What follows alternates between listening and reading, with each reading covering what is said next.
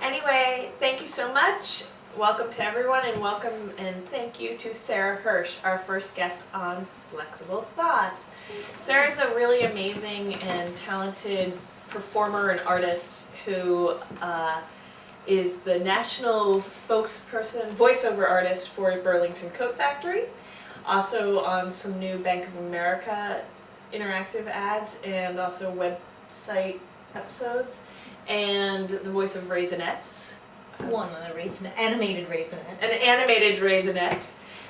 She's also an amazing puppeteer, and she is just in general an incredible costume maker and all-around artist. Just taking a quick look at some of Sarah's other photos. There's a close-up so you can sort of see in the cloth the prisoner, the deer over the fireplace.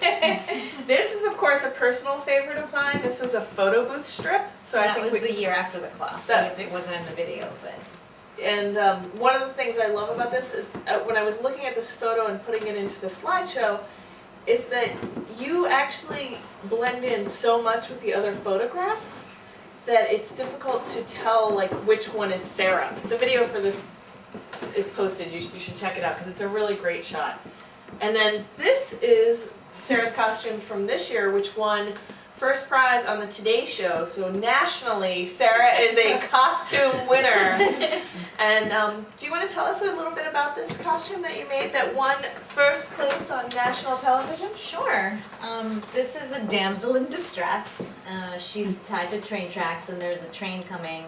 And I don't think you can tell in this picture because actually the light went out really early on. I had a cordless, like a floodlight, a cordless floodlight. So there was like the light of the locomotive coming towards me. And I don't think it comes out in the picture, but there is a light there on the locomotive. But yeah, so and I had the little feet, there was a little puppetry element. So I had the little feet on little sticks and I would wiggle the feet and scream. And I actually had built in a locomotive horn that nobody could hear because it wasn't magnified, but I played it for myself and I really enjoyed it. It got me in there. Sometimes I would just hit it just for me, you know. To put you into the environment. To put me in the right, yeah, you know. Set the panic thing. You know. And so, were you this into Halloween as a kid? No, I actually, my family's from France and Halloween is a really American thing, and my parents, I think that they thought it was, I mean, I grew up in that period where they were putting like razor blades in apples and like the police would x-ray the candies for the kids because there had been some poisoned candies. So my parents thought Halloween was like the scariest thing ever. So they did not allow us to trick-or-treat. And when I first trick-or-treated, I slept over at a girlfriend's house and I was I was probably like 11 and I was like, this is like unbelievable. This is unbelievable. I want to do this every year. I trick-or-treated until I was like 19. Okay. Yeah. So at 11 is when you got started. Yeah, pretty much. And when did you start building elaborate costumes? Actually, there is one other year that I did the parade that I didn't have I thought it was an elaborate costume, and I was Miss 4th of July on Halloween, and that was actually my first New York City parade costume.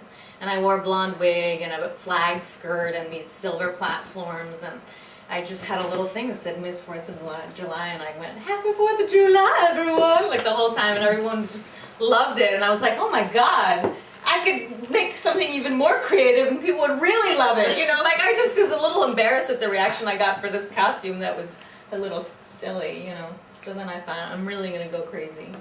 And so the first one was the eggs and bacon, and yeah, that actually happened really quickly. I was walking through Canal Plastics, which doesn't exist anymore, but I was looking for inspiration and I saw this half yellow dome and I put it on my head and there was a guy next to me and I said, hey, if I put this on my head, do you think it would look like a sunny side up egg? And he was like, yeah, sure. I'm like, all right, I think I'm going to do this. So then I bought it and I went home, I built it. This is all the day of Halloween. And when I got off the subway at Spring Street, that same guy literally was at the top of the stairs. And I was like, hey, you put your costume, you look at me, I did it too. Like, it was just like the oddest, like, reconnection, you know, like it was a full circle. Like, he validated that it looked like, you know, an egg top, and that's the perfect I love New York moment. Yeah, exactly. That's terrific. And since your costumes get more and more elaborate every year, and we could see in that video somewhat,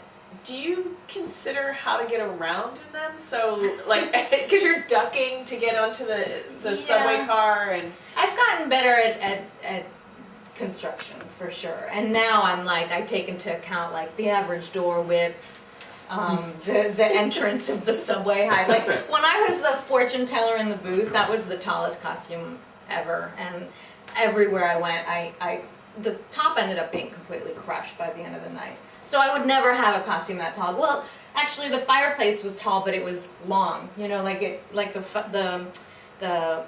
fortune teller started here and then went up, but the fireplace started at my feet, so it, you know, that was just the same height. But certainly, yeah. And I do like to do the Today Show or something in the morning of Halloween because I'm able to test run the costume and take it on the subway and see, you know, how uncomfortable it is. What do I need to adjust? I need an extra strap here to pad this, or, you know. Do you save old costumes? I have maybe 5 or 6 of them still. I mean, yeah, so most of them. But the picture strip I got rid of, and then the other ones, they're in my sister's.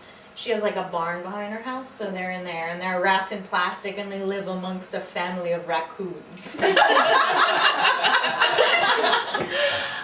Anyway, thank you to Sarah. Thank you for having me. And it was really fun, I have to confess, getting to hear answers to things that I didn't know, even though I know you. And thank you all for coming, and have a great evening.